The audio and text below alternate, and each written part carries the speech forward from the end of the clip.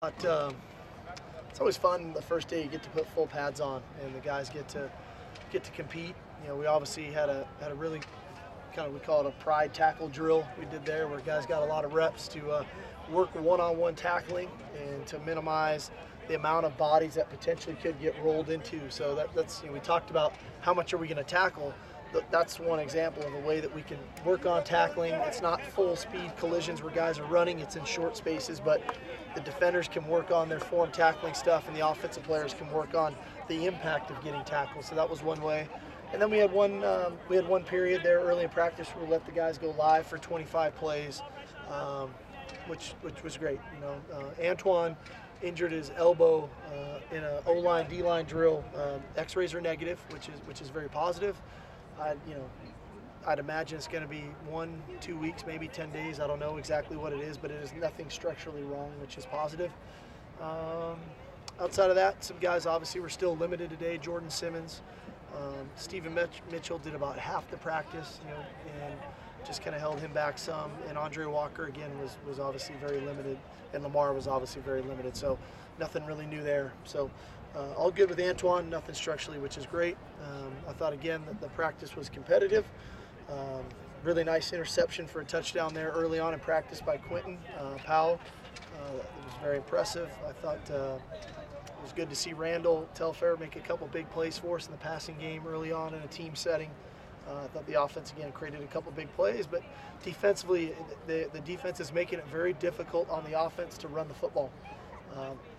I think we've got really talented players, and they're strong, they're tough, they're physical.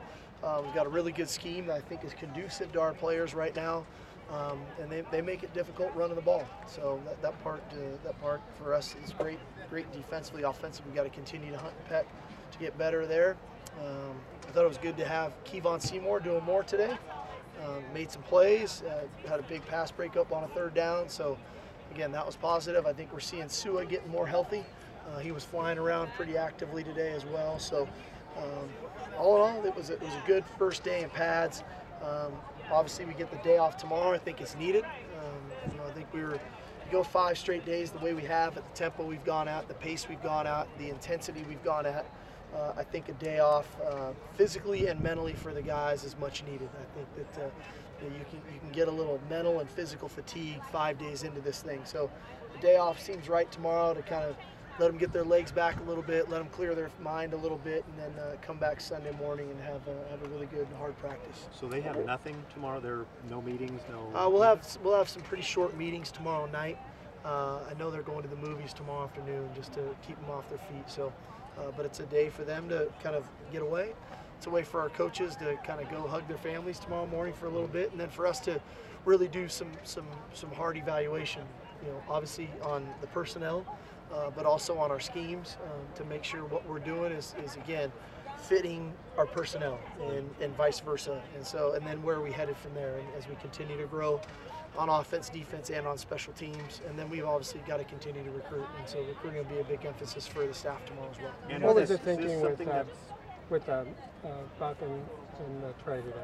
Just felt like they've been working hard. I mean, those guys have been going really hard here for the first 4 days, and we'll see that periodically out of me, that you're going to see days where certain guys are going to get a lighter day, a lighter load. For Buck and Trey, they obviously had a lighter load today. They get a really nice off day tomorrow. They should be really fresh, ready to go on Sunday. And then also, Justin Davis hasn't played for quite some time. He didn't have the end of last season. He didn't have spring practice.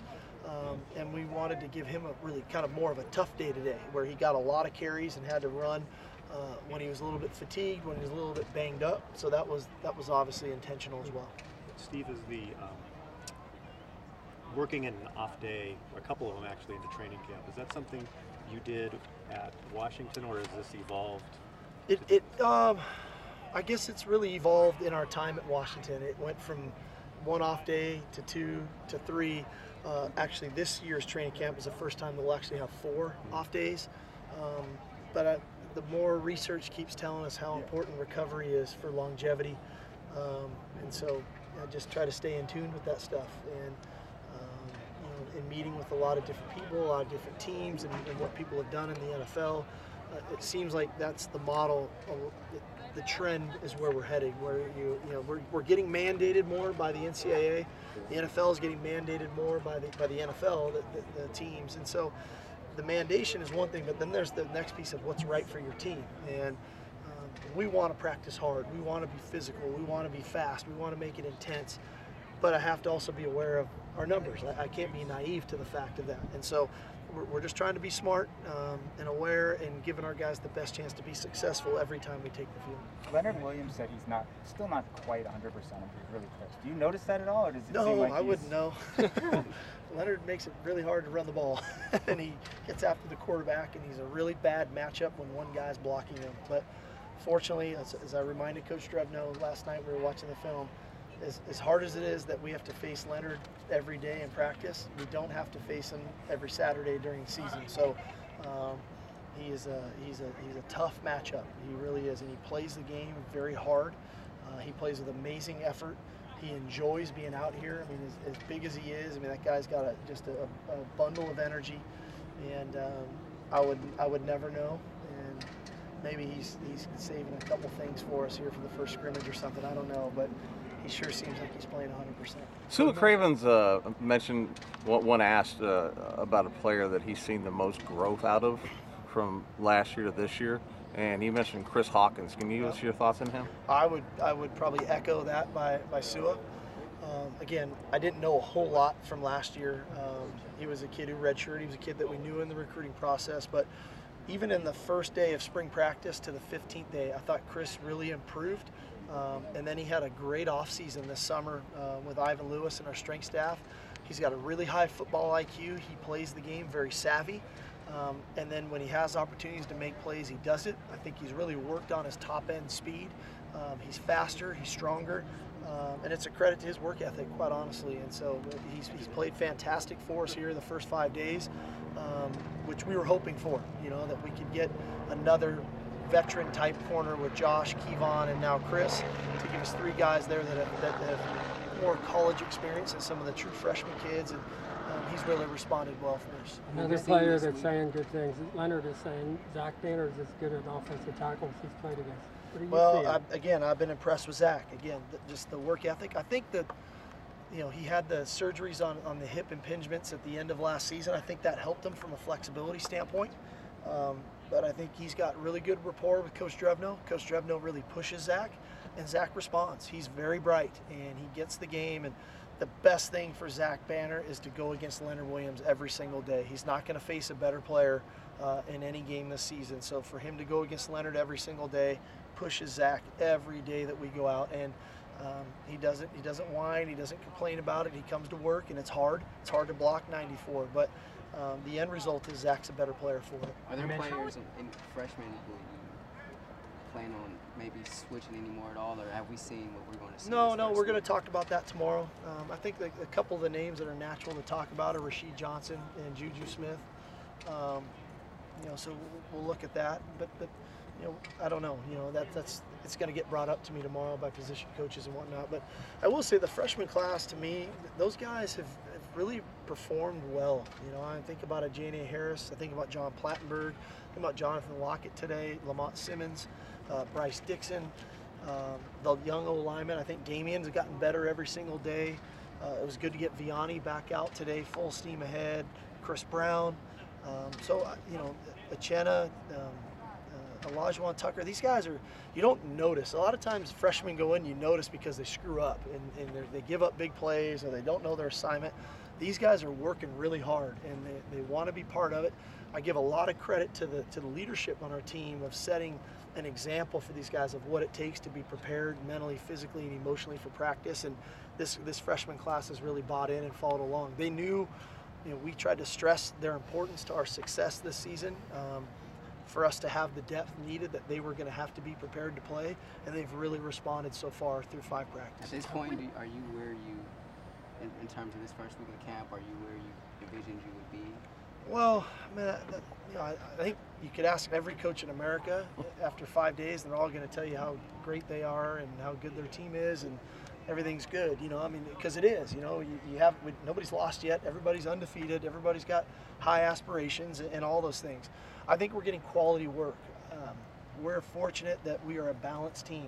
I think we're really talented offensively. I think we're very talented defensively. I think we've got quality schemes on both sides of the ball.